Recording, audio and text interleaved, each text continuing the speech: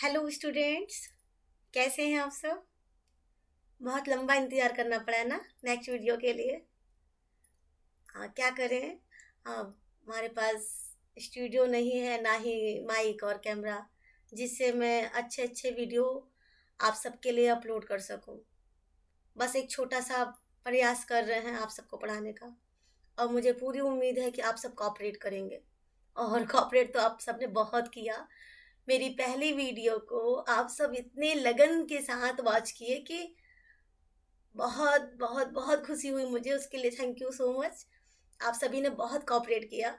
और हर संडे शाम 5 बजे आपको क्लास अवेलेबल मिलेगा। तो आज एक छोटा सा कोटेशन है आप सबके लिए, और छोटे छोटे बच्चे हैं सामने आपके पिक्चर में। इस कोटेशन के जरिए आप सब तक कुछ कहना चाहेंगे। The roots of education are bitter, but the fruit is sweet. शिक्षा की जो जड़ होती है कड़वी होती है, लेकिन इसका फल जो होता है मीठा होता है। शिक्षा की जड़ कड़वी होती है, लेकिन फल मीठा होता है।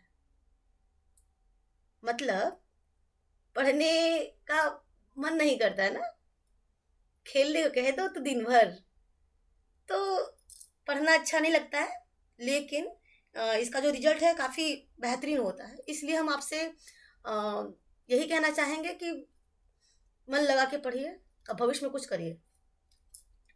आज का टॉपिक हमारा बायोस्फीयर। बायोस्फीयर का मतलब होता है जैव मंडल। क्या होता है मतलब? जैव मंडल। बायो का मतलब जैव अर्थात जीवन, स्फीयर का मतलब मंडल जहाँ आवास। बायो का मतलब जैव मतलब जीवन, स्फीयर का मतलब मंडल मतलब आवास, मतलब ऐसा प्लेस, मतलब पृथ्वी का ऐसा क्षेत्र जहाँ एटमॉस्फेयर मतलब वायुमंडल, लिथोस्फेयर मतलब स्थलमंडल मतलब जमीन, और हाइड्रोस्फेयर मतलब वाटर मतलब पानी में रहने वाले जीव, और आपका जो वायु है वायुमंडल और जो स्थलमंडल है, सब ये तीनों इंटरेक्ट करते हैं। मतलब जहाँ पर ये तीनों मिलते हैं, पृथ्वी का ऐसा क्षेत्र जहाँ भूमंडल, जलमंडल तथा वायुमंडल एक दूसरे के साथ मिलते हैं, उसे जैवमंडल कहते हैं। ठीक है। एटमॉस्फेयर, लिथोस्फेयर, हाइड्रोस्फेयर, ये तीनों जहां इंटरेक्ट करते हैं वहीं पे जीवन पॉसिबल होता है।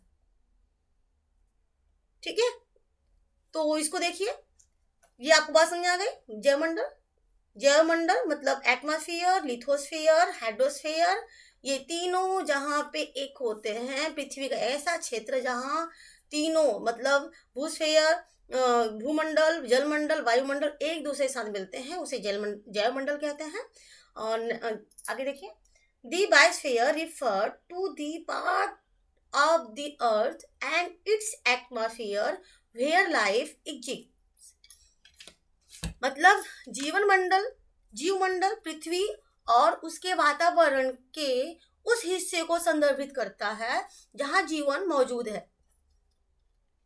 It includes all living organisms such as plant, animals and microorganisms, as well as their interaction with each other and with the environment। इसमें सभी जीव शामिल हैं, जैसे कि पेड़ पौधे, जानवर और सूक्ष्म जीव, साथ ही एक दूसरे के साथ और पर्यावरण के साथ परस्पर क्रिया करते हैं। मतलब एक दूसरे से कनेक्टेड हैं। आप सोचिए कि आप एक इंसान हैं, ठीक है। आपको एयर की भी आवश्यकता होती है। ह्यूमन को मतलब हम सभी को एयर की आवश्यकता होती है। सांस लेते हैं आप, आपको ऑक्सीजन चाहिए। और आपको पौधों की भी आवश्यकता होती है। आप जो ग्रेन्स खाते हैं, जो फ्रूट वेजिटेबल सब खाते हैं, जो आपको जीने के लिए जो कुछ चाहिए वो आपको इस लिथोस्फीयर से मिलता है। ठीक है। और आपको वाटर भी चाहिए। मतलब आपको इन तीनों स्फीयर की आवश्यकता होती है। लिथोस्फीयर, अगर लिथोस्फीयर ना रहे तो आप समझ सकते हैं कि क्या होगा। अगर हाइड्रोस्फीयर मतलब कि अगर वाटर न रहे तो भी आप जीवन की कल्पना कर सकते हैं। और एटमॉस्फेयर तो आप समझते ही हैं, मतलब वायु कितनी इंपॉर्टेंट है हमारे लिए ये आप समझते हैं। तो मतलब ये तीनों मंडल आपका इम्पोर्टेंट है जीवन, मतलब यही जीवन है, इस बात को समझिए आप। अगर दूसरे शब्दों में कहा जाए तो biosphere is the narrow zone of connect between the land, water and air. मतलब ये तीनों को कनेक्ट करता है, मतलब कि लैंड, वाटर, एयर, इन तीनों एक ऐसा जोन है जहाँ पे ये तीनों कनेक्टेड हो, वहाँ पे ही लाइफ होती है, वहीं जीवन होता है। ठीक है, नेक्स्ट स्लाइड देखिए। यहाँ पे बताया जा रहा है, आप देखिए इसमें कैसे सभी जीव एक दूसरे से कनेक्टेड हैं।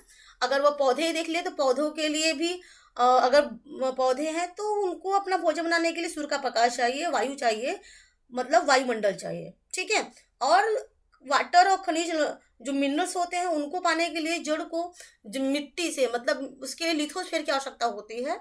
मिट्टी से मिनरल्स एंड वाटर ऑब्जर्व करते हैं।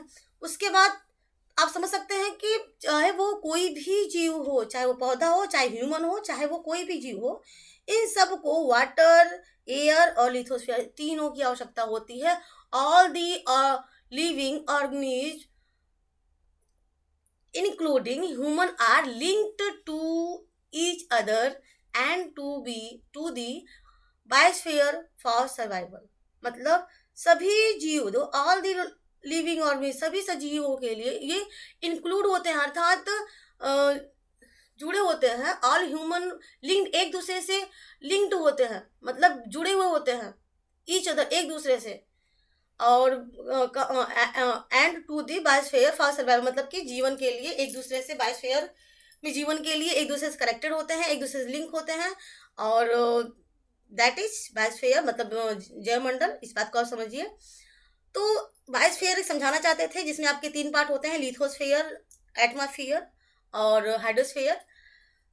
एक छोटा सा टॉपिक था जिसको आप समझाना चाहते थे, लेकिन आप इस देखिए तीनों चीज बहुत इंपॉर्टेंट है। लेकिन हो क्या रहा है, तीनों, चाहे वो वाटर हो, चाहे वो एयर हो, और चाहे वो लिथोस्फीयर हो, चारों तरफ बहुत ही प्रॉब्लम क्रिएट हो रहा है। हम सभी अगर देखते हैं तो मिट्टी की खुदाई अच्छी मात्रा में की जा रही है, आप इसको ऑब्जर्व किए होंगे।